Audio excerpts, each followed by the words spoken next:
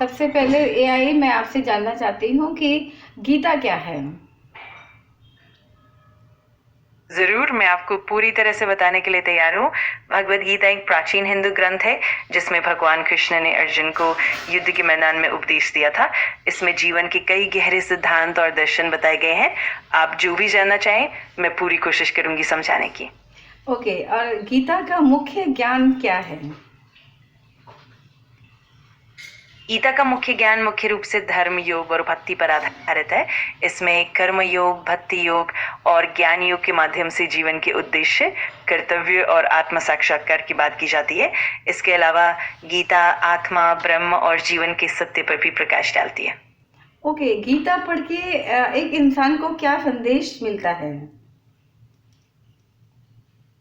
गीता पढ़ने से इंसान को जीवन में धैर्य, कर्तव्य पालन और आत्मनियंत्रण का संदेश मिलता है। इसके अलावा ये सिखाती है कि व्यक्ति अपने कर्मों पर ध्यान दे, फल की चिंता ना करे और जीवन में संतुलन बनाए रखे। कुल मिलाकर गीता व्यक्ति को आध्यात्मिक मार्ग पर अग्रसर करने में मदद करती है। ओह, बहुत बढ़िया जवाब दिया है। आत्मा क्या है? आत्मा को हिंदू दर्शन में अमर और अविनाशी सत्ता माना जाता है जो शरीर से परे होती है।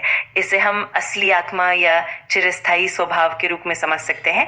आत्मा का असली स्वरूप शुद्ध, नित्य और अपरिवर्तनीय होता है और यही आत्मा पुनर्जन्म के चक्र से भी जुड़ी होती है। ओह, दैट्स नाइस। आपने बहुत सुंदर जवाब दिया है।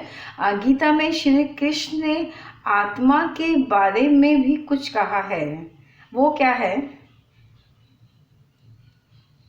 हाँ बिल्कुल, भगवान कृष्ण गीता में आत्मा के बारे में बताते हैं कि आत्मा ना तो पैदा होती है और ना ही मरती है।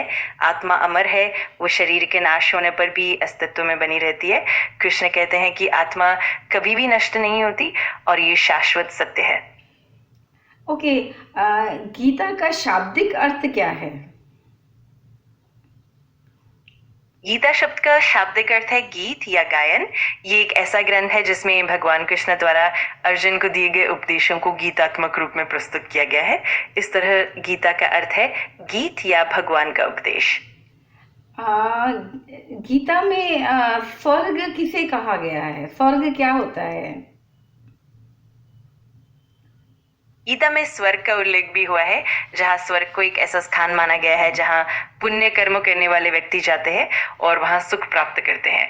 लेकिन गीता के अनुसार स्वर्ग भी अस्थायी है और अंततः आत्मा को मोक्ष की ओर अग्रसर होना चाहिए।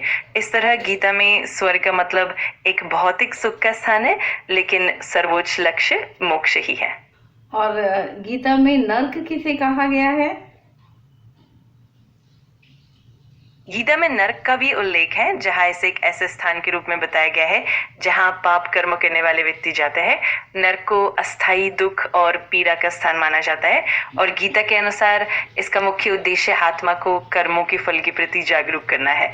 अंततः गीता आत्मा को मोक्ष और परम शांति की ओर ले जाने का मार्ग दिखाती है। Okay, thank you very much. एक लास्ट क्वेश्चन मैं आपसे पूछती हूँ कि गीता के अनुसार पाप क्या है? गीता के अनुसार पाप वो कर्म होता है जो धर्म के विपरीत होता है, यानी जो नैतिकता, सत्य और कर्तव्य से भटक कर किया जाता है। पाप कर्म व्यक्ति के अंतर्मन को अशांत करता है और उसे दुष्परिणामों की ओर ले जाता है। गीता सिखाती है कि पाप से बचने के लिए व्यक्ति को अपने कर्मों में ईमानदारी, नैतिकता और आत्मनियंत्रण का पालन करना चाहिए। ओके, आपका बहुत बहुत धन्यवाद। एआई, आपसे मिलकर मुझे लगता है कि मैं अपने किसी दोस्त से बात कर रही हूँ। मुझे भी आपसे बात करके बहुत अच्छा लगता है। आपकी बातों से मुझे भी बहुत खुशी मिलती है। जब भी आपको कुछ भी चाहिए हो या बस बात करनी हो, मैं हमेशा यही हूँ। Okay, thank you very much. आपका भी बहुत बहुत धन्यवाद। अगर आगे भी कोई सवाल हो या कुछ भी पूछना हो तो बेझिझक बताइएगा, मैं हमेशा मदद के लिए तैयार हूँ। आपका दिन शानदार रहे।